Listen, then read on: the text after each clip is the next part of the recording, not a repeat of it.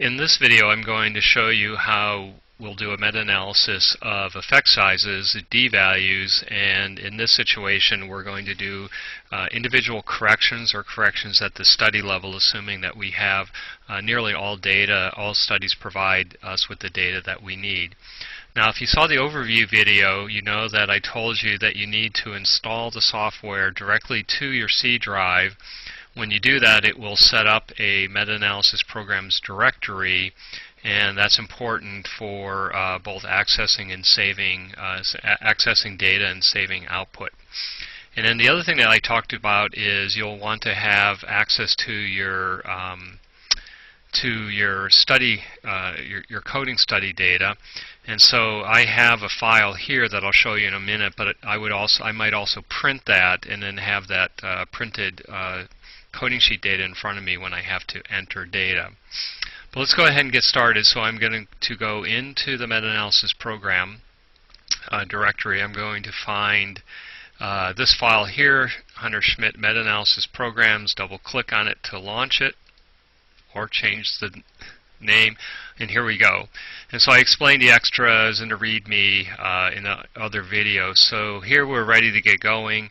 We're going to click here to start, but the kind of big picture thing, I want you to think about doing the meta-analysis in really three distinct phases. So the first phase is you're going to have to enter the data. What that means is simply you're going to have to take the data that was on your coding sheet, even though you've coded ends and reliabilities and so forth, you're going to have to pull that information and enter it directly into the meta-analysis program and then save it. And when you save it, that completes phase one. Phase two, you'll go back and you'll load that or call up that saved file that you've just created and analyze the data. And then step three is the easy one. You write up your results for publication. So I'm going to go ahead and click here to start. And then it shows me, that gives me the options of 4 different types of meta-analysis. And again, we're doing this one here, the meta-analysis of effect sizes, individually corrected for artifacts. And you'll be able to, if you're doing any of the other 3, there are videos available on that one as well. So we're going to do this one. So we're going to click on it, and then we're then exposed to this screen here. And again, remember, the very first phase is we have to go from the coding sheet and enter all of that data into this program. So I'm going to choose Enter. I highlight that by hovering the mouse over it. I click it, and then I get these options. And since I'm entering data, I'm really concerned with the 2 options at the top. I can enter data directly into the program. This is kind of an access-like data entry screen, and I'll show you what that looks like. I'm going to click on that. And then here you can see that I would enter the D value, the N value, the reliability for the dependent variable, and then a possible moderator. There are spaces on this screen for 8 studies. If I had more than 8 studies, and hopefully you would, I could click Continue, and then it would give me a new screen with allow me to enter in 8 more data points, and I could continue doing that until I click Done. One of the things I don't like about this as much as the Excel way is this only allows me to enter the total N per study. So if I had equal N per condition, that's not a problem, but say I had 40 in my treatment group and 30 in my control group, I have no way of indicating that here. Another thing I'd like to point out to you, I mentioned this on the overview video, is what I'm going to do is enter values as small as 1 for each level of the moderator. So if I only had 2 levels of my moderator, I would put a 1 and a 2 for each level. But if you're thinking this looks a little bit like dummy coding, you cannot use zeros. You couldn't say 0 and 1. It would have to be 1 and 2. But at any rate, that's what this looks like. I'm going to now show you what the Excel data file, the Excel data entry process looks like. And hopefully this works. It bombed the last time I did it, but that was an error that I had made. So I'm going to click on Excel,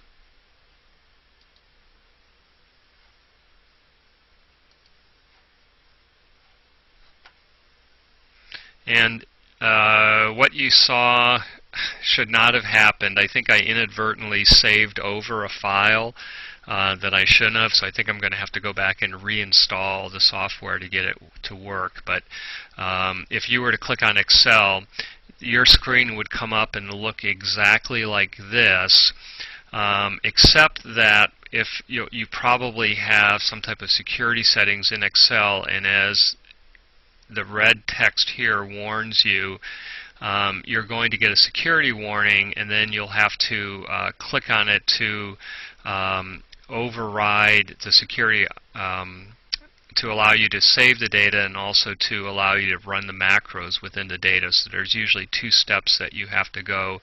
You'll see a yellow bar with that would require you to click to accept the macros that are embedded in the Excel file. So what I'm going to do, what I can do here is I can just start entering the data this way. So I'd have study 1. I'm looking at my printed effect sizes, so I could put them in there, and I would continue entering the data on this one. If I have equal cell sizes between my treatment and control group, I would just put the total N over here. I'm going to put a fake reliability in, I'm going to put a level of the moderator in, and I would put a 0 here. This means that I have 100 total subjects that are equally divided between the first cell and the second cell. If I had another study, though, in which I had unequal N, it would look a little bit different. I would do this, and then I would enter either the larger or the smaller, it doesn't matter, but I would put one number in here.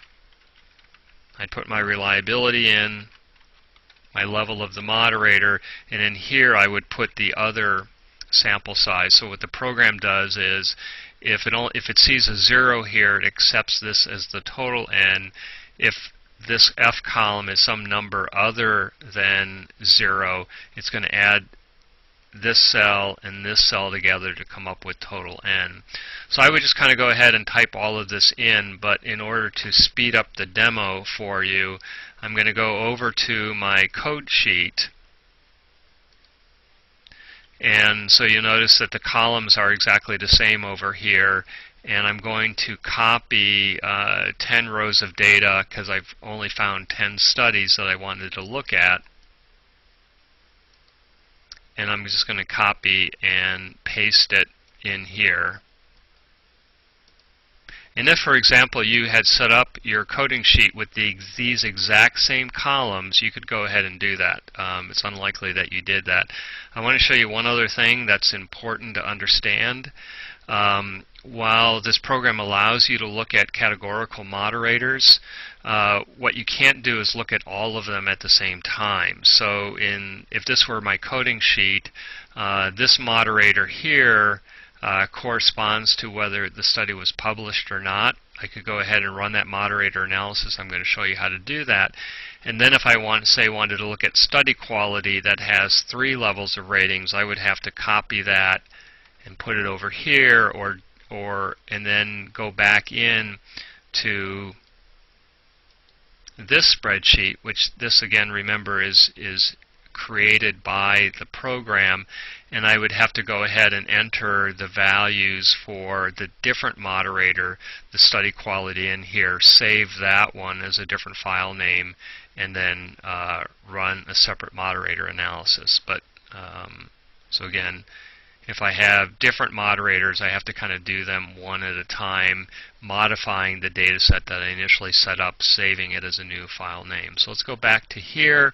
I've entered my 10 study values, my effect sizes, my sample sizes. Oh, one other thing I wanted to point out to you, this is in the README file. The README file is very important. You should be reading it.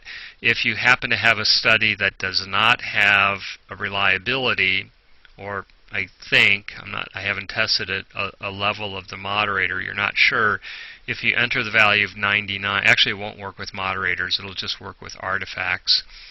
If you enter a 99, that's treated as a missing value, and the program will estimate the reliability as the mean of all of the other values.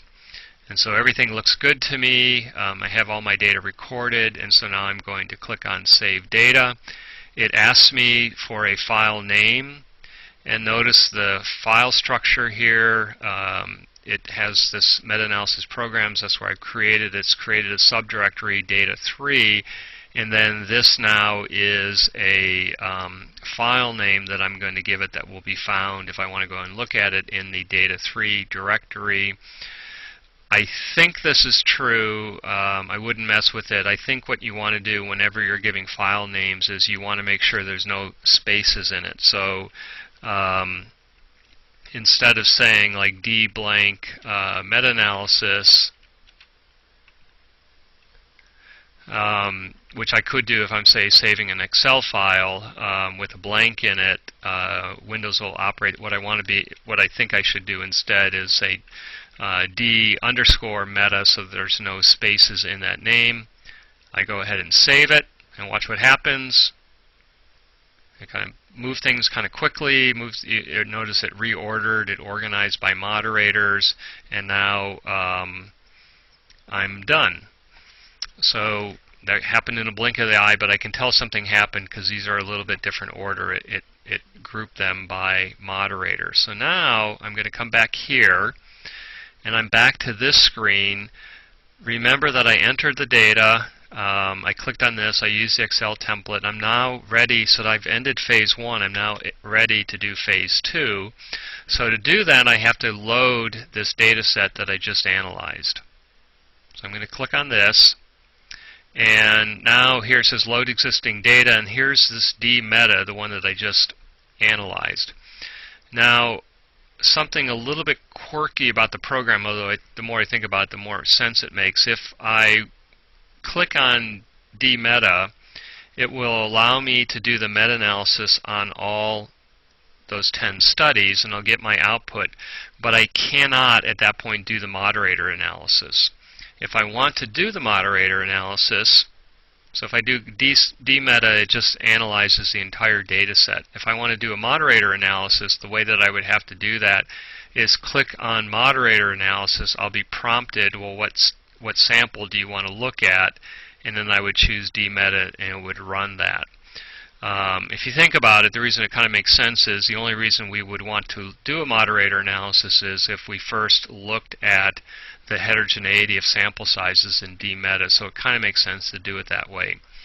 I'll show you how to do the moderator analysis in a moment, but I'm going to first do the d meta. I also want to point out this cumulative meta-analysis program. This is the cumulative meta-analysis is a useful technique for detecting publication bias.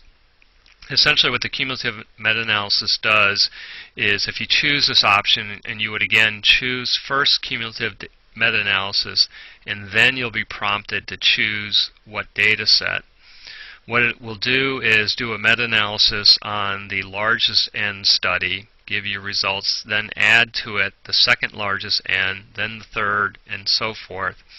And then you'll be able to kind of see when those effect sizes stabilize or how they're affected by lower N studies, which are more likely to be unpublished. So I'm not going to demonstrate that, but if you have read the book, hopefully that makes sense. So let's go ahead and do the meta-analysis. So I'm going to click the red button before the name of the data set to load, which is d meta.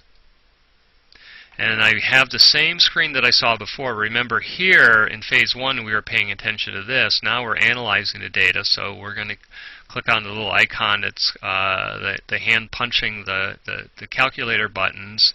And I think this goes pretty quickly. Oh, not quite. So now it's going to give me, it's going to ask me for an output file. And so again, because I'm creating a file name, I don't want to have blanks in my name. So I'm going to say something like this. I'm going to hit enter. And then it asks me for a title.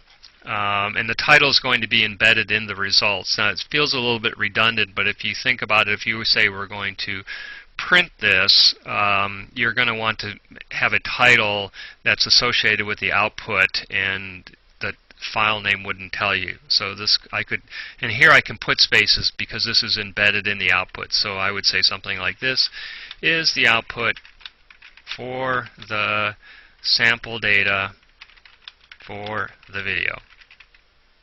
And then I'm going to hit return again. And so it captured that. Now it hits continue, and boom, it ran. So really easy.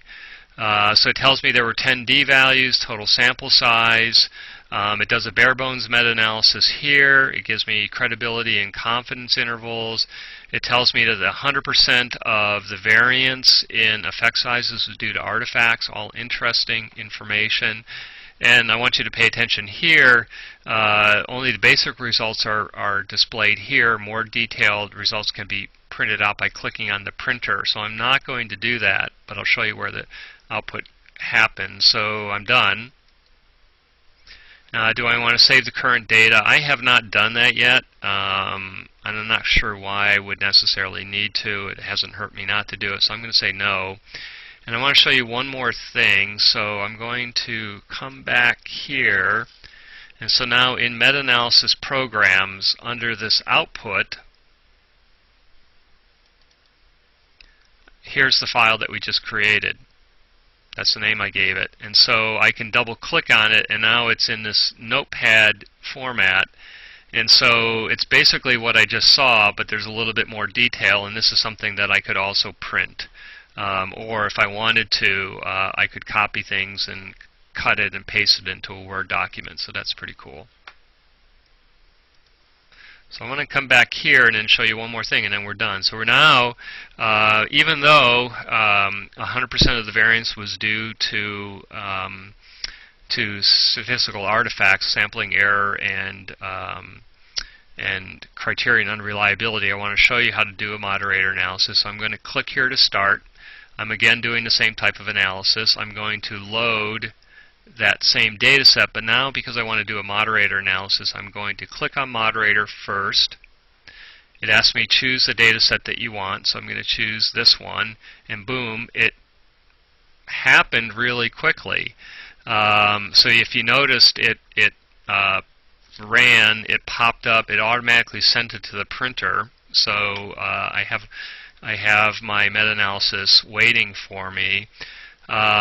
It saved it in a different directory, meta-analysis output M, so I'm going to show you where that is.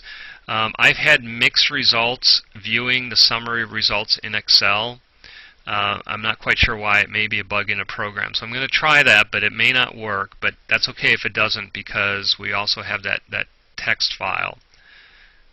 So I clicked it, and actually it worked, I think. So it says press here for summary results. And so that worked too.